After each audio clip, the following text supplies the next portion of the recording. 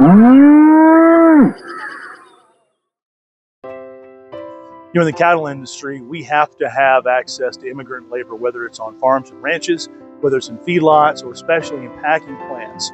And while the president has made a very firm commitment to ensure that illegal immigrants are being rounded up and shipped off, which is something that NCBA is supportive of, we need to make sure that there are legal programs available to have labor for these packing plants. One of those is the Cuban, Haitian, Nicaraguan, and Venezuelan program. This was a legal work program, and a lot of those individuals that are seeking asylum from their governments have come here and they've come to work in packing plants.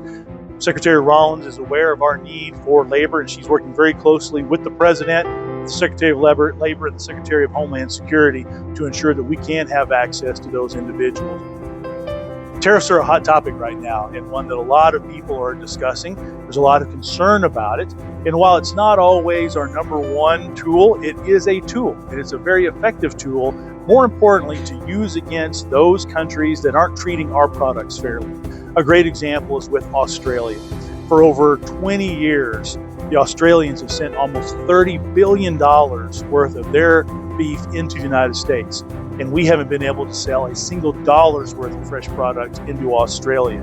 So the use of tariffs, the use of this big stick by the president is one that we believe can help us ensure that we get some fairness from these trading partners, and to let them know very clearly if they want to do business with us, they have to make sure that we can do business with them. Something else that's also top of mind is making sure that we are seeing full enforcement of the Packers and Stockyards Act. The Packers and Stockyards Act is the antitrust act that ensures that we as cattle producers are treated fairly and are not taken advantage of, especially by the packers. But right now, because of a lot of the retirements and a lot of the choices that several of those personnel have made not to stay with the government, we have a very low workforce at the Packers and Stockyards programs. So we are making sure that the Secretary understands the need to have that program fully staffed in order to help us as producers get the fair prices that we deserve.